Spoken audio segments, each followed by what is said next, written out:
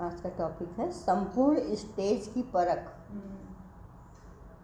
और डेट है 8/6/72। अपने को विघ्न विनाशक समझते हो? कोई भी प्रकार का विघ्न सामने आवे तो सामना करने की शक्ति अपने में अनुभव करते हो? शुरू से ही प्रश्न बाबा पूछ रहे हैं। जी चेकिंग चालू। हाँ, अर्थात अपने पुरुषार्थ से अपने आपको बाप दादा के व अपनी संपूर्ण स्थिति से समीप आते जाते अनुभव करते हो? व वहाँ ही रुकने वाले अपने को अनुभव करते हो? जैसे राही कब रुकता नहीं, ऐसे ही अपने को रात की राही समझ चलते रहते हो? संपूर्ण स्थिति का मुख्य गुण प्रैक्टिकल कर्म में व स्थिति में क्या दिखाई देता है? वह संपूर्ण स्थिति का विशेष गुण कौन सा होता है, जिस गुण से यह परख सको कि अपनी संपूर्ण स्थिति के समीप है व दूर है? अभी 1 सेकंड के लिए अपनी संपूर्ण स्थिति में स्थित होते हुए फिर बताओ कौन सा विशेष गुण संपूर्ण स्टेज को व स्थिति को प्रत्यक्ष करता है? संपूर्ण स्टेज व संपूर्ण स्थिति जब आत्मा की बन जाती है तो इसका प्रैक्टिकल कर्म में क्या गायन है? समानता का। निंदा स्तुति जय पराजय सुख दुख सभी में समानता रहे, इसको कहा जाता है संपूर्णता की स्टेज। हमेशा एक ही स्थिति समान रहे, दुख सुख हाँ विचलित ना हो।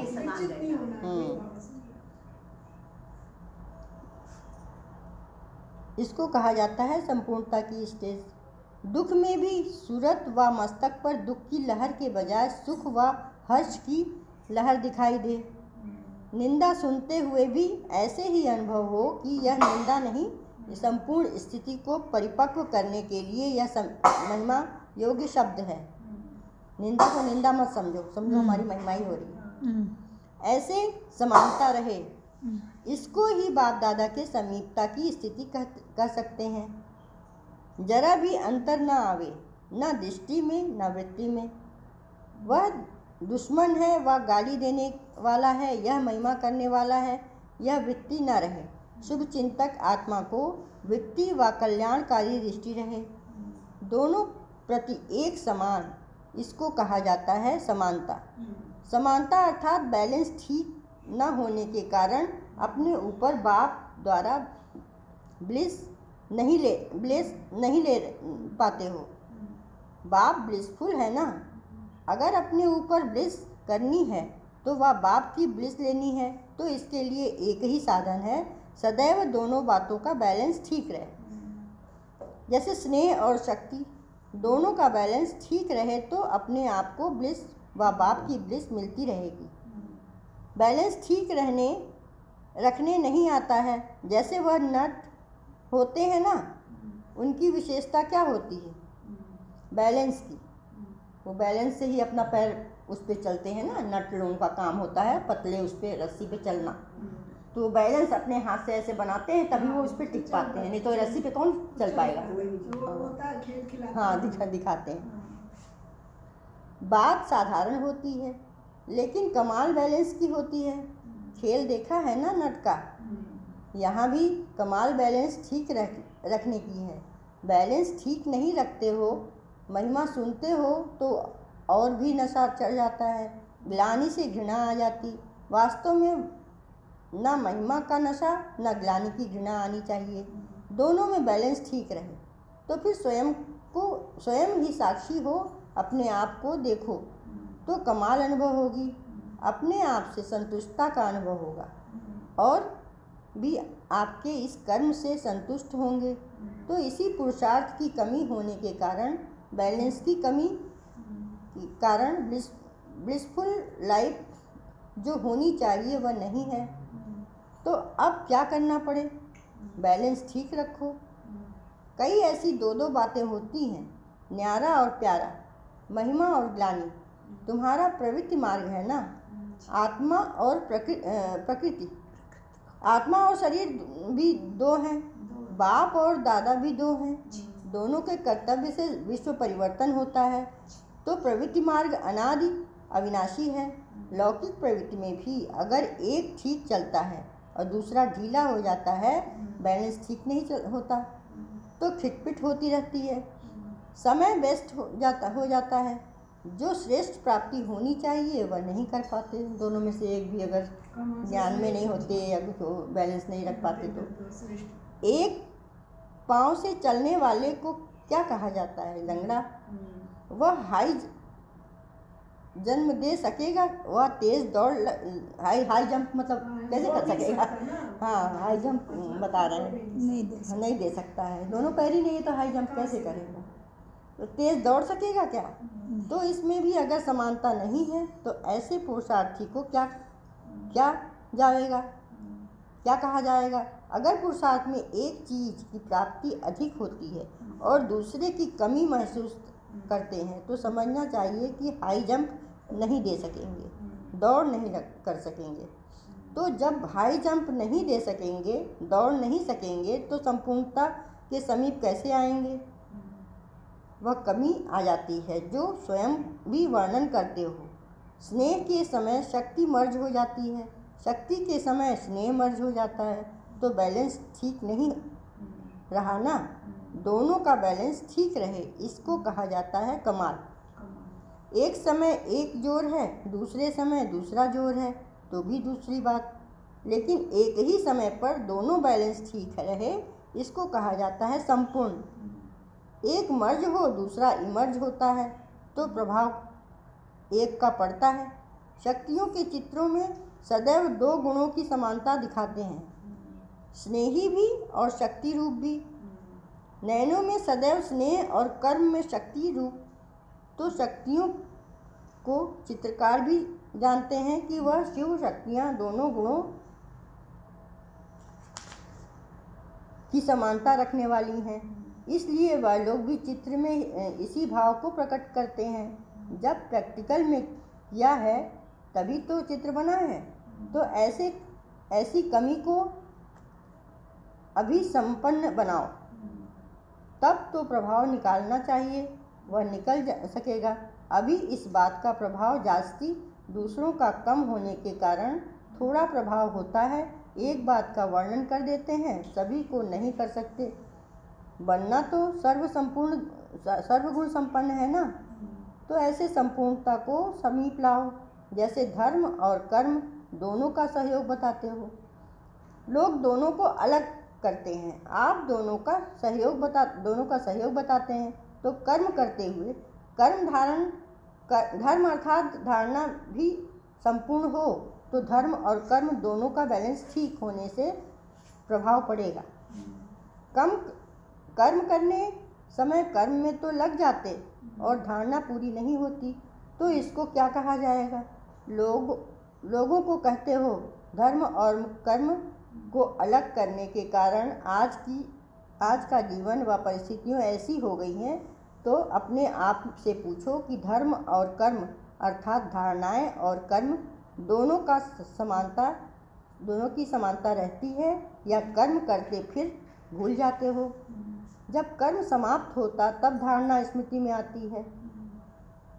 जब बहुत कर्म में बिजी रहते हो उस समय इतनी धारणा भी रहती है, व जब कोई हल्का होता है तब धारणा भारी होती है। जब धारणा भारी है तो कर्म हल्का हो जाता है। तराजू का दोनों तरफ एक समान चलता रहे, यह तराजू का मूल्य होता है, नहीं तो तराजू का मूल्य ही नहीं। तराजू का मतलब क्या है कि दोनों बराबर है। हाँ, जितना बाट रखा गया है उतना ही सामान। तराजू का दोनों तरफ का एक समान चलता रहे, यह तराजू का मूल्य होता है, नहीं तो तराजू का मूल्य भी नहीं है। तराजू है बुद्धि, तराजू बुद्धि को कहा गया है। हाँ, बुद्धि में दोनों बातों का बैलेंस ठीक है तो उसको श्रेष्ठ बुद्धिमान व दिव्य बुद्धिमान, तेज बुद्धिमान कहेंगे, नहीं तो साधारण बुद्धि वाला कहेंगे। कर्म भी साधारण, धारणाएं भी साधारण होती हैं, तो साधारणता में समानता नहीं लानी है, लेकिन श्रेष्ठता में समानता हो। जैसे कर्म श्रेष्ठ वैसी धारणा श्रेष्ठ। कर्म धारणा अर्थात धर्म को मर्ज न कर दे। धारणा कर्म को मर्ज न करें तो धर्म और कर्म दोनों ही श्रेष्ठता में समान रहें। इसको कहा जाता है धर्मात्मा। धर्मात्मा कहो व महान आत्मा व कर्मयोगी कहो, बात एक ही है। ऐसे धर्मात्मा बने हो, ऐसे कर्मयोगी बने हो, ऐसे ब्लिसफुल बने हो। तीनों बन रहे हैं बाबा। बनेंगे जरूर, क्योंकि बाप आया है। हम नहीं बनेंगे तो कौन बनेगा? मेरा बाबा है जिसके साथ मेरा पूरा वो है कि बैलेंस बनाना। मेरा पिता इतना ऊंचा है, सर्वशक्तिमान है, ऊंचा उठा रहा और है। मैं ना बनूं तो कौन बनेगा? मेरा अधिकार है, बनना ही है। एकांतवासी भी और साथ साथ रमणीकता भी इतनी ही हो। कहाँ एकांतवासी और कहाँ रमणीकता, शब्दों में तो बहुत अंतर है, लेकिन संपूर्णता में दोनों की समानता रहे। जितना ही एकांतवासी उतना ही रमणीक, फिर साथ साथ रमणीकता भी होगी। एकांत में रमणीकता गायब नहीं होनी चाहिए, दोनों समान और साथ साथ रहें। आप जब रमणीकता में आते हो तो कहते हो अंतर्मुखता से नीचे आ गए, और अंतर्मुखता में आते हो तो कहते हो आज रमणीकता कैसे हो सकती है।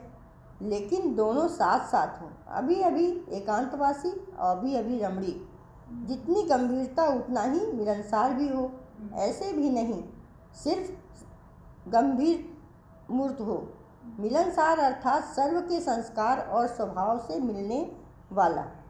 गंभीर का अर्थ यह नहीं कि मिलने से दूर रहे।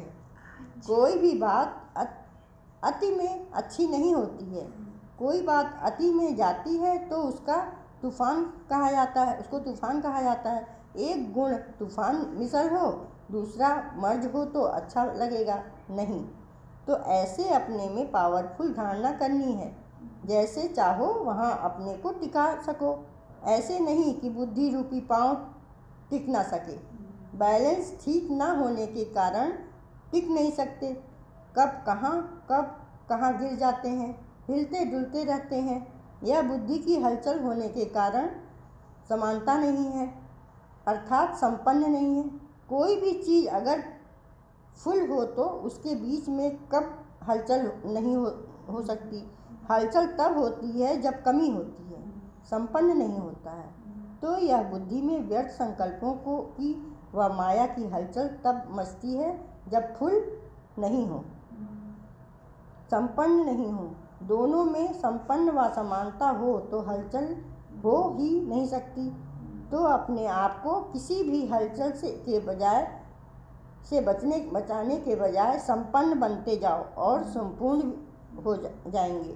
संपूर्ण स्थिति व संपूर्ण स्टेज अर्थात संपूर्ण वस्तु का प्रभाव ना निकले, यह तो हो ही नहीं सकता। चंद्रमा भी जब 16 कला संपूर्ण हो जाता है तो ना चाहते हुए भी हरेक को अपनी तरफ आकर्षित करता है।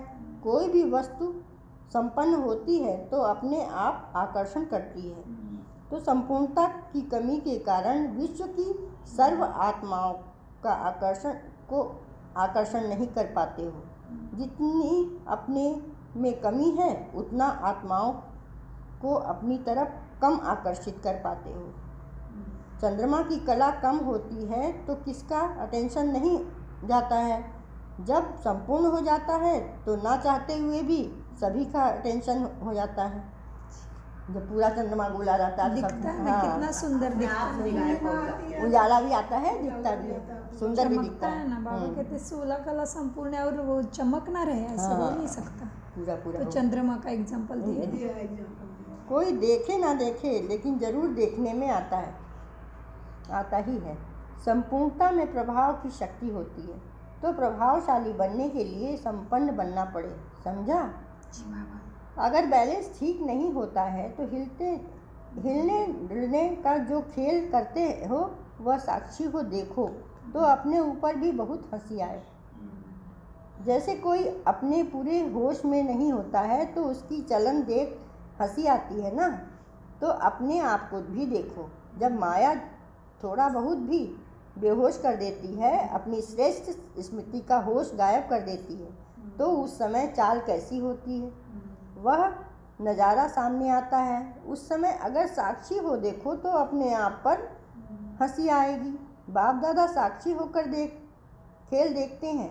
हर एक बच्चे का तो ऐसा खेल दिखाना अच्छा लगता है। बाप दादा क्या देखना चाहते हैं उसको भी तुम जानते हो। जब जानते हो मानते हो फिर चलते क्यों नहीं हो? बाबा कह रहे हैं जानते हो। हाँ, तो हिलते डुलते क्यों? क्यों माया हिलते डुलते हो? हाँ, माया बाबा ज्ञान धारण कर लिए हैं तो फिर माया हमसे को क्यों आने देते हो? संपूर्ण करना है। तो लेट क्यों कर रहे हो? हाँ, ऐसे बोल रहे बाबा। हाँ, 3 कोने ठीक हो बाकी एक ठीक ना हो तो क्या होगा? चारों ही बातें जानते हुए भी मानते हुए भी वर्णन भी करते हो, लेकिन कुछ चलते हो कुछ नहीं चलते तो कमी हो गई ना। अभी इस कमी को भरने का प्रयत्न करो। अच्छा, जैसे दो बातें सुनाई है ना, तो कैसे ही नॉलेजफुल और पावरफुल, इन दोनों का बैलेंस ठीक रखो तो संपूर्णता के समीप आ जाएंगे। नॉलेजफुल बहुत करते हो, पावरफुल कम बनते हो ओहो। तो बैलेंस ठीक नहीं होता। नॉलेज है तो पावरफुल बनना। शक्तियों को भी यूज करना आना चाहिए ना। ओनली ज्ञान कैसे? हाँ ज्ञान तो बहुत है सबको बताने में, हाँ, तो लेकिन power यूज भी नहीं तो है। करने आना चाहिए। लेकिन धारणा में पावर चाहिए ना, सारी शक्तियाँ तो चाहिए। तभी होगी, नहीं तो हाँ। नहीं होगी। शक्तियों को और शक्ति को ब्लेस दिखाते हैं, बैलेंस दिखाते हैं। Balance, हाँ, आशीर्वाद देता हुआ दिखाते हैं तो स्वयं अपने बैलेंस में ठीक ना होंगे। अपने ऊपर ही बैलेंस नहीं कर सकेंगे तो अनेकों के लिए मास्टर ब्लिसफुल कैसे बन सकेंगे? अभी तो इस चीज़ के सभी भिखारी हैं। ब्लिस के वरदानी व महादानी शिव और शक्तियों के सिवाय कोई नहीं है। तो जिस चीज़ के वरदानी महादानी हो वह पहले स्वयं में संपन्न होंगी, तभी तो दूसरों को दे सकेंगे ना। ऐसे मास्टर नॉलेजफुल, ब्लिसफुल और अब इतना ही फिर केयरफुल श्रेष्ठ आत्माओं को बाप दादा का यार, प्यार, और गुड मॉर्निंग।